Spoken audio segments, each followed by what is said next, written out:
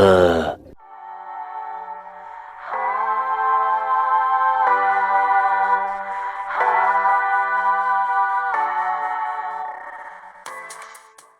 mean, think about that for a second.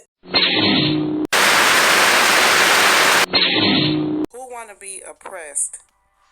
And our ancestors done everything that they tried to do for black individuals and Afro-American individuals to find solace in every institution that's in America, including the educational system.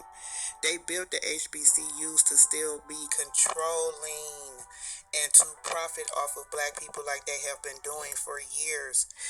All this do is go back to perpetuate how white supremacy and systematic erasure of black people to their contributions of what they did for this country, and they try to even control it through schooling. So the thing is that a lot of people have to understand that while the Civil War and stuff was going on and it was under the way, two slaves by the name of James Tate and Grayson Daniels in 1862 established the first school in Atlanta for African American or Afro American children, and it was on Jenkins Street. But the thing was is that when they did this, they had built the school so that predominantly black people can have a safe way of learning and being secure because of what was happening. So what they did was form Friendship Baptist Church in 1848, and later it became Atlanta University in 1865.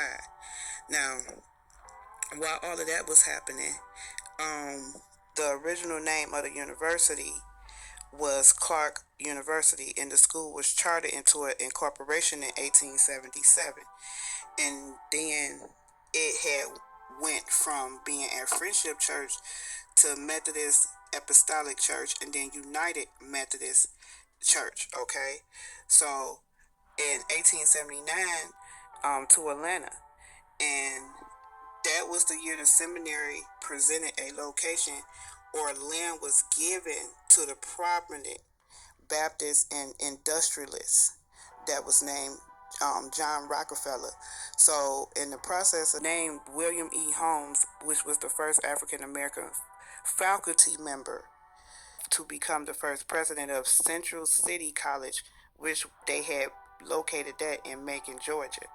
So after they had named Davis Clark the first president of the Freeman's Aid Society, and he became over the school, and they named it after him instead of Tate or Daniels.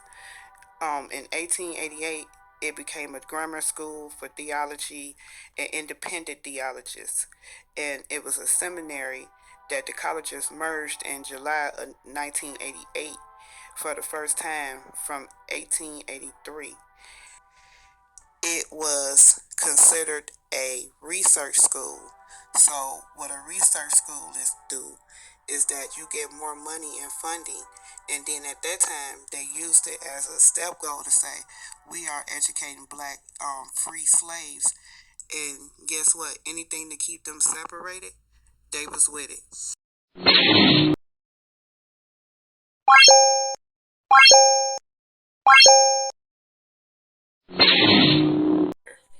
William Jefferson White was the founder of Morehouse. Morehouse was not named Morehouse at first.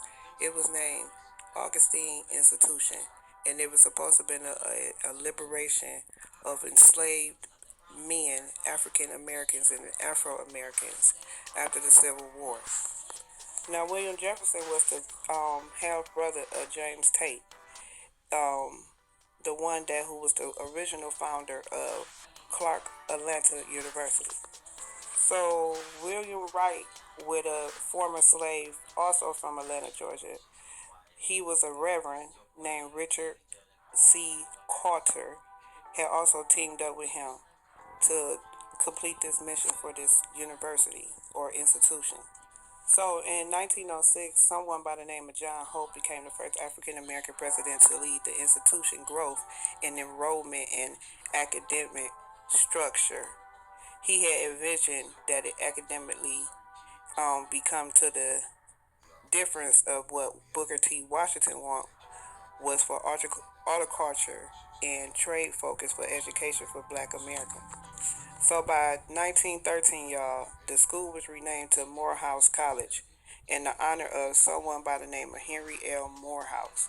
He was the secretary of the American Baptist Home Missionary Society, and it was organized by Rockefeller. Agreement with Clark College and Spelman College in 1929. Now they changed Morehouse to a private, historically so-called black men liberal arts college, and of course it's in Atlanta, and it sit right up under 100. It sit on up under 100 acres of land towards downtown, and they had built residential dorms and academic buildings. So in '75, Morehouse School of Medicine was established. So Morehouse is considered the largest men's liberal arts college in the United States. Many celebrate that the civil rights leader, of course, the Reverend Martin Luther King Jr., and of course Spike Lee.